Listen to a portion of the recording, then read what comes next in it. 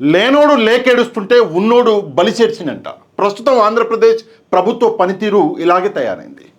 నేను మీ అందరికీ ఒక ట్వీట్ అన్నది చూపిస్తాను. ముందు ఈ ట్వీట్ అన్నది కొంచెం జాగ్రత్తగా చూడాలి మీరు. ఎన్టీవీ నిన్న అంటే 11వ తారీఖు ఈ ట్వీట్ అన్నది చేసింది 2:14 ఈ ట్వీట్ని చదివితే, నెల్లూరుకి ఔటర్ రింగ్ రోడ్డు అవసరం లేదు, ఔటర్ రింగ్ రోడ్డుకు 3,000 కోట్లు ఖర్చు అవుతుంది, గవర్నమెంట్ దగ్గర అంత బడ్జెట్ లేదు. మంత్రి నారాయణ గారు నెల్లూరుకు సంబంధించినటువంటి ఎమ్మెల్యే.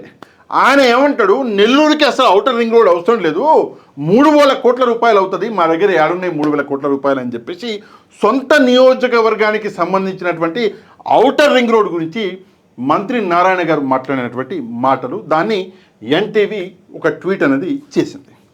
నిజానికి పరిస్థితులు ఇవి కాదు.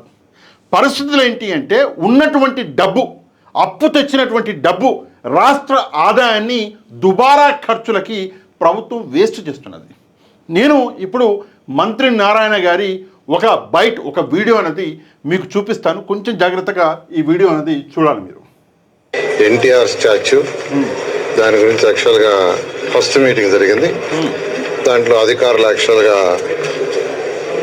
వారు ఇంతవరకు చేసిన మొత్తం ప్రజెంటేషన్ చేయడం జరిగింది. దాంట్లో కొన్ని సజెషన్స్ కూడా ఈరోజు గ్రూప్ ఆఫ్ ఎంత అవుతుంది, 1750 వరకు అవుతుంది యాక్చువల్గా. దాంట్లో 1750 కోట్లు. ఆ విగ్రహం యొక్క bronze screen, only bronze screen 3,500 టన్నులు, 3,500 టన్ను. ఎందుకంటే టూరిజంకి వచ్చిన వాళ్ళు ఈ యొక్క తెలుగు వైభవం కానీ, తెలుగు తేజం కానీ, ఎన్టీఆర్ స్టాచ్యూ, తెలుగు వైభవము, తెలుగు తేజం చూడాలంట. సరే, స్వర్గీయ నందమూరి తారక రామారావు గారి ఒక స్టాచ్యూ అన్నది, ఒక విగ్రహాన్ని అమరావతిలో కట్టే యోజన అన్నది జరుగుతున్నది. దాని యొక్క అంటే ఆ స్టాచ్యూ యొక్క విలువ 1,750 కోట్ల రూపాయలు. ఎంత? 1,750 కోట్ల రూపాయలు. 10 లక్షలు, 20 లక్షలు, 50 లక్షలు కాదు, 1,750 కోట్ల రూపాయల ఒక విగ్రహం అన్నది స్వర్గీయ నందమూరి తారక రామారావు గారిది కట్టేటటువంటి ఒక ప్రయత్నం అనేది చేస్తున్నారు. మరొక వైపు ఇదే మంత్రి నారాయణ గారు ఇంకో మాట అన్నాడు. ఆ మాట అయితే సోషల్ మీడియాలో వైరల్ అయ్యి ఒక మీమ్ కిందకి వచ్చేసింది. అది నేను మీకు వీడియో చూపిస్తాను. వైరల్ చేసి పడేశారు మనోళ్ళు అంటే తెలుగు జాతి, తెలుగు ప్రజలు. ఏంది ఒకసారి ఇక్కడ చూడండి. డబ్బులు లేవు, ఖజానా ఖాళీ. 9వ తారీఖు అన్నాడు ఈ మాట మొన్ననే. డబ్బులు లేవు, ఖజానా ఖాళీ. ఎన్టీఆర్ స్టాచ్యూ 1,750 వరకు అవుతుంది యాక్చువల్గా, 1,750 వరకు అవుతుంది యాక్చువల్గా. కమలాసన్ గత ప్రభుత్వానికి ఆర్థిక వ్యవస్థను ఎలా నడిపే తెలియదు. అంటే ఈయన నడిపిస్తున్న ఆర్థిక వ్యవస్థ మనం చూసినాం. ఒకవైపు ప్రభుత్వం దగ్గర మెడికల్ కాలేజీల కోసం డబ్బులు లేవు, మరొక వైపు ఒక పట్టణానికి ఔటర్ రింగ్ రోడ్ కట్టడానికి డబ్బులు లేవు, మరొక వైపు విద్యార్థులకి విద్య కోసం ఇవ్వడానికి డబ్బులు లేదు, మరొక వైపు మహిళలకి ఇస్తానన్నటువంటి 1,500 రూపాయలు ఇవ్వడానికి డబ్బులు లేవు, మరొక వైపు రైతులకి ఇస్తామన్నటువంటి డబ్బు ఇవ్వడానికి డబ్బులు లేవు, మరొక వైపు మహిళలకి ఇస్తామన్న 3 సిలిండర్లు సంవత్సరానికి ఇవ్వడానికి డబ్బులు లేవు. కానీ ఈయన దగ్గర ఎన్టీఆర్ గారికి ఒక స్టాచ్యూ కట్టించడానికి మాత్రం 1,750 కోట్ల రూపాయలు ఉన్నాయంట. ఆ పని అంటే ఈ పని చేస్తున్నటువంటి వాళ్ళు మంచోళ్ళంట, పాత ప్రభుత్వం అంటే చెడ్డదంట. ఇక్కడ వినండి. 1,750 వరకు అవుతుంది యాక్చువల్గా. కానీ గత ప్రభుత్వానికి ఆర్థిక వ్యవస్థ నడపటం రాక చిన్న భిన్నం చేసి వస్తుంది. 1,750 వరకు అవుతుంది యాక్చువల్గా. గత ప్రభుత్వానికి ఆర్థిక వ్యవస్థ నడపడం రాలేదా? నిజంగా మనం అందరం, ఇంక్లూడింగ్ మీరు, గౌరవనీయులు నారాయణ గారు, ఇంక్లూడింగ్ మీరు, మనం అందరం సిగ్గుపడాలా. ఎందుకు సిగ్గుపడాలంటే, గత ప్రభుత్వానికి ఆర్థిక వ్యవస్థని నడపడానికి అసలు చేతగాలేదు, నడపలేకపోయింది అనడం కంటే, ప్రస్తుతం ఉన్నటువంటి ప్రభుత్వం ఆర్థిక వ్యవస్థని దిగజార్చేస్తుంది అన్నటువంటి నిజాన్ని మీరు గ్రహిస్తలేరు చూడండి. అందుకు సిగ్గుతోటి తలదించుకోవాలా. మనం అందరం గ్రహిస్తలేదు చూడండి, మనం అందరం మాట్లాడుకోవట్లేదు కదా, అందుకు మనం అందరం కూడా సిగ్గుతోటి తలదించుకోవాలి. ఎంత దరిద్రమైనటువంటి విషయం అండి ఇది, ఎంత దరిద్రం. మీరు 1,750 కోట్లు కాదు, 17,000 కోట్లతోటి విగ్రహం కట్టండి. కానీ ప్రజలందరికీ చేస్తామన్న మంచి చేసినాక మీరు ఆ విగ్రహం కడితే బాగుంటుంది. ఒకవైపు మీరేమంటారు, ఇక్కడ ఒక వీడియో చంద్రబాబు నాయుడు గారిది ప్లే చేస్తాను, కొంచెం జాగ్రత్తగా ఇక్కడ వినండి. ఇక్కడ చూడండి. ఇంకో పక్క చూస్తే ఖాళీ ఖజానా. ఖజానా ఖాళీ. చంద్రబాబు నాయుడు గారు ఖజానా ఖాళీ అంటారు, నారాయణ గారు మంత్రి గారు మన డబ్బులు లేవు అంటాడు. డబ్బులు లేనప్పుడు ఇంత పెద్ద విగ్రహం కట్టవలసిన అవసరం ఎందుకు వస్తుంది ఈరోజు? ఎందుకని చెప్పేసి చేస్తున్నారు? దయచేసి ఒకసారి సమాధానం చెప్పాలి. దాదాపుగా ఈ 1750 కోట్ల రూపాయలతో దాదాపుగా అన్ని మెడికల్ కాలేజీలని పూర్తి చేయొచ్చు. దాదాపుగా ఆంధ్రప్రదేశ్ రాష్ట్రంలో 3000 కిలోమీటర్ల రోడ్డు అనేది వేయచ్చు.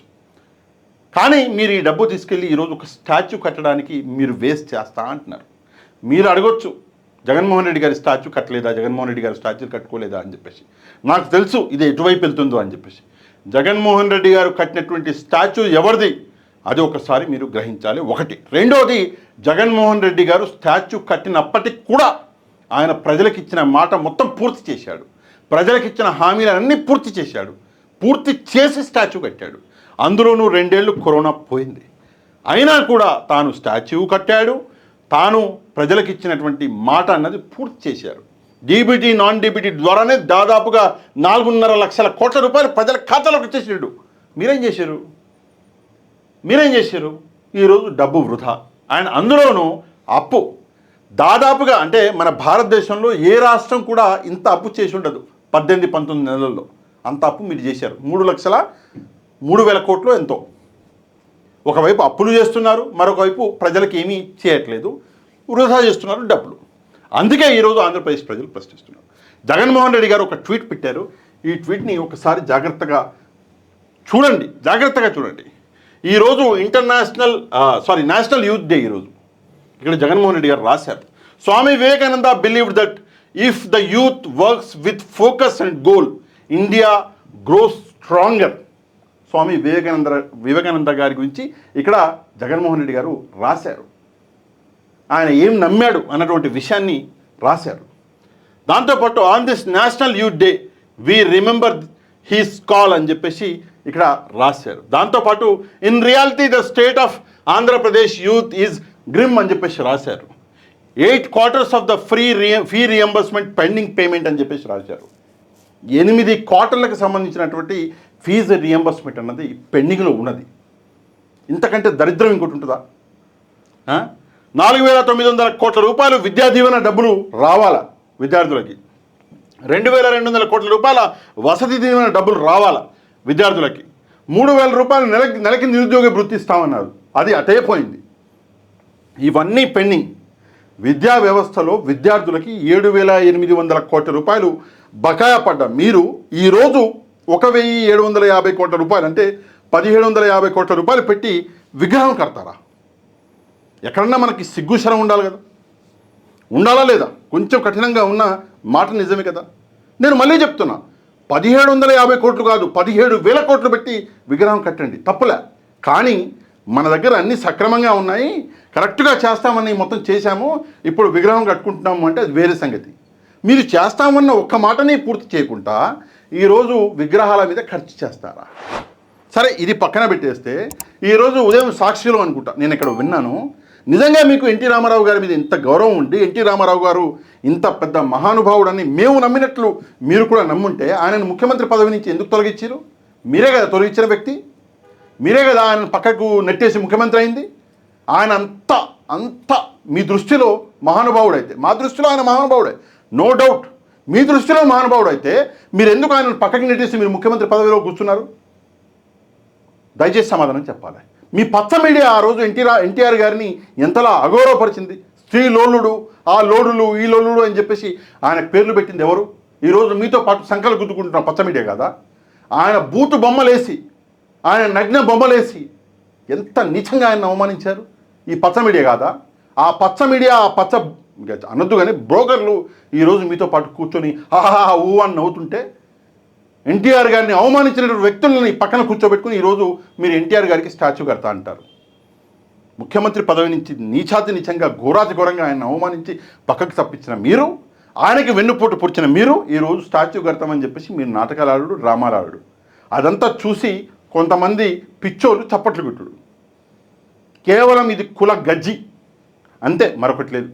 ఎన్టీ రామారావు గారికి అన్యాయం చేశాడు చంద్రబాబు నాయుడు గారు అని ఆయనో కాదు, స్వర్గీయ నందమూరి తారక రామారావు గారు చెప్పిన మాటల వీడియోలు ఇప్పటికి కూడా వైరల్గా ఉన్నాయి, యూట్యూబ్లో దొరుకుతాయి. ఇంతకంటే సాక్ష్యం ఏం కావాలి? అన్యాయానికి గురైనటువంటి వ్యక్తి ఆయనే ముందుకు వచ్చి మాట్లాడారు ఆ రోజు. ఇంతకంటే ఘోరం మరొకటి ఉంటుందా? ఒకటి. రెండవది, దయచేసి మంత్రి నారాయణ గారు కూడా ఆర్థిక వ్యవస్థను నాశనం చేశారు, అది చేశారు, ఇది మీరేం చక్కదిస్తున్నారు అది చెప్పండి. నిజానికి ఆర్థిక వ్యవస్థని చిందర వందర చేసిన వ్యక్తి నారాయణ గారు. ఆయన తర్వాత ఎవరు? మన చంద్రబాబు నాయుడు గారు. వీళ్ళకి ఆర్థిక వ్యవస్థ నడపడం అసలు రాదు. కేవలం డప్పులు డ్రామాలు కొట్టుకోవడం తప్పితే ప్రజలకి పనికొచ్చే పని ఏది చేయరు. పొద్దున లేస్తే మంత్రి నారాయణ గారు చేసే పని ఒకటే, ఎక్కడ భూమి దొరుకుతుంది, ఎక్కడ అమరావతిలో కొట్టేద్దాం అంటే ప్రభుత్వంలోకి లాగేద్దాం భూమిని అని చెప్పి రైతుల్ని కలవడము, రైతులకి సంజాయించడము, రైతుల్ని బ్లాక్మెయిల్ చేయడము, ఆ భూమిని లాక్కోవడం. ఇదే మంత్రిగా గత 19 నెలల నుంచి నారాయణ గారు చేస్తున్నటువంటి పని. ఆయన ఆర్థిక వ్యవస్థ గురించి మాట్లాడతాడు. ఆర్థిక వ్యవస్థని గత ప్రభుత్వం అది చేసింది, ఎన్ని రోజులు ఏడుస్తారయ్యా గత ప్రభుత్వం మీద? 19 నెలలు అయిపోయింది. నువ్వేం కట్టగట్టినావు నువ్వు చెప్పు. ఫస్ట్ నువ్వు కోసి కట్టగట్టింది నువ్వేం చేసినావు అది చెప్పు. గత ప్రభుత్వం అని చెప్పేసి ఏడుస్తారు. గత ప్రభుత్వం ఏం చేసింది ప్రజలందరికీ తెలుసు. 19 నెలల కాలంలోనే ప్రజలందరికీ అర్థమవుతుంది ఏం చేసింది గత ప్రభుత్వం అని. అరే మిస్ చేసుకున్నామే, మంచి వ్యక్తి పాపం న్యాయంగా మంచి చేసిన ప్రజలకి, అయినా కూడా ఇలా మాటలలో పడి ఆయనకు ఓటు వేయకుండా ఆయనకు అన్యాయం చేశామని చెప్పేసి ప్రజలు ఆల్రెడీ తలకాయ బాదుకుంటున్నారు. ప్రజలు పక్కన పెడదాం, మీ నాయకులు, మీ కూటమికి సంబంధించినటువంటి కొంతమంది నాయకులే ఈరోజు ఆ విషయాన్ని ఫీల్ అవుతున్నారు. అయినా కూడా మీకు కొంత కూడా బాధ్యత లేకుండా ఈరోజు ఆర్థిక వ్యవస్థతోటి ఆడుకుంటూ, ప్రభుత్వ డబ్బులతోటి, ప్రజల డబ్బులతోటి ఆడుకుంటూ మళ్ళీ గత ప్రభుత్వం మీద పడేస్తారు. కొంచెమన్నా సిగ్గుపడాలి. మీరా నాయకులు అన్నటువంటి మాట మీద ఒక మాయని మచ్చ మీరు. మీకు చేత కాదు ప్రజలకు మంచి చేయడం, మీకు చేత కాదు ప్రభుత్వాన్ని నడిపించడం, మీకు చేతనైంది ఒకటే, మూటలు కట్టుకుని ఇంటికి తీసుకువెళ్ళడం, అంతే. ఇంకేది మీకు చేత కాదు. సరే, ఏదేమైనప్పటికీ కూడా మంత్రి నారాయణ గారు ఏదైతే కమెంట్ చేశారో ఆర్థిక వ్యవస్థ, నెల్లూరు మన ఔటర్ రింగ్ రోడ్డు, దయచేసి దీని మీద అందరూ స్పందించాలి. ఒక కమెంట్ చేయడంతో పాటు తప్పకుండా ఈ వీడియోని ఒక లైక్ చేయడం మాత్రం అసలు మర్చిపోవద్దు. ఇక మన ఛానల్ని ఎవరైతే సబ్స్క్రైబ్ చేసుకోలేదో దయచేసి మిత్రులు, సోదరీమణులు మన ఛానల్ని సబ్స్క్రైబ్ బటన్ క్లిక్ చేసి పక్కనే బెల్ ఐకాన్ ఉంటుంది ఒకటి, దాన్ని కూడా క్లిక్ చేయండి. నెక్స్ట్ వీడియోలో మళ్ళీ కలుద్దాం. అంతవరకు థ్యాంక్ యూ వెరీ మచ్. జై హింద్.